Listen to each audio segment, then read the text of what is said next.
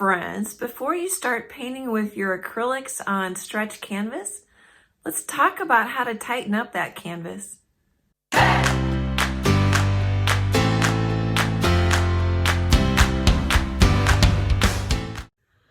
So this method of tightening up a canvas works for that big canvas I had right behind me a second ago. It'll work for a little canvas that's stapled.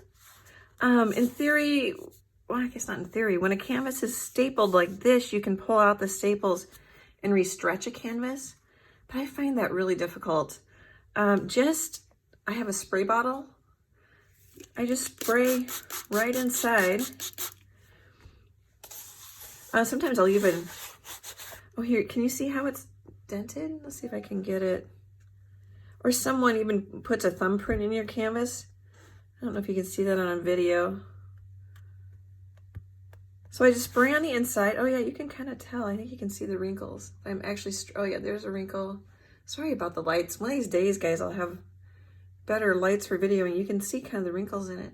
So I spray inside of it and then I dry it with a hairdryer. And if a wrinkle doesn't come out, every once in a while I get a stubborn canvas. And if the wrinkles don't come out, just keep repeating the process. It's sort of like shrinking up a cotton t-shirt in a dryer, which some of you may have seen in my other videos. It also works for a canvas that's tucked. This is from Michael's. You can see it's tucked. Is it called splined? You should Google that. It'll work just as well for a canvas that's tucked like this. And if you've already painted a finished painting, and it doesn't matter if you varnished it or not, you can spray on the inside and shrink it back up. Because sometimes when people help you, say, hanging your paintings for a show, they don't know not to push their thumb in there and you get one of these dents.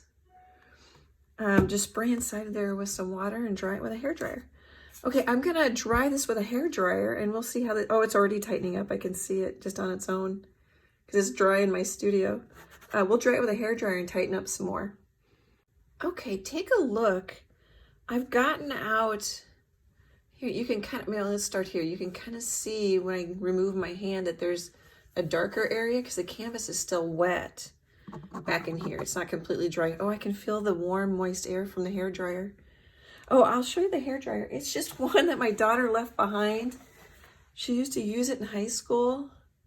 You know, it doesn't really matter, just whatever hairdryer you have.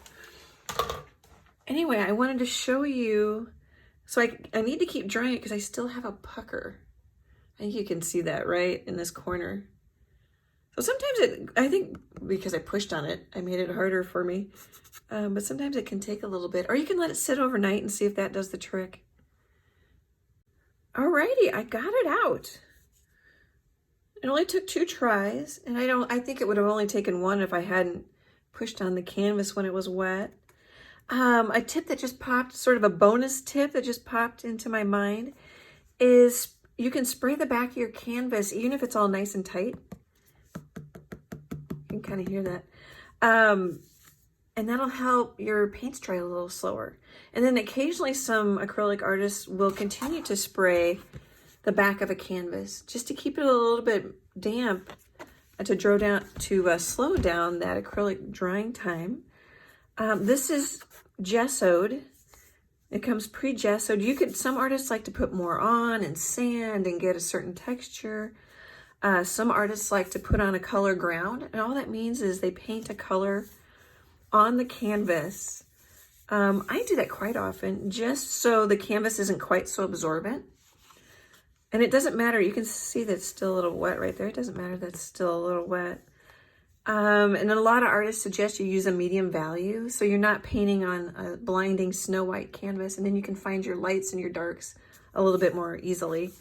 I've done just about everything anyway, so you do what works for you, but I just wanted to show you that stretch your canvas first, get them nice and tight, and then that way too, as you work on them and you're pushing on them with your palette knife, if you are a palette knife painter, or you put a lot of pressure on when you brush, it just makes them easier when the painting's all done. See, this one, it's a little loose because I haven't re-stretched it again, but it stayed quite tight and nice while I painted the whole thing. You spray the back of it again and make it just a little bit tighter. Okay, guys, I hope this was helpful. I just think it's really important to tighten them up, makes your life a little easier. They stay nicer looking. You know, nobody wants to buy a saggy canvas with a dent in the corner. Thank you for spending your time with me. Check out my other videos and my traceables. Art hugs, and I hope to talk with you soon. Goodness, that's the second time I've stumbled during this little chat. Great big art hugs, and I hope to connect with you soon. Bye, guys.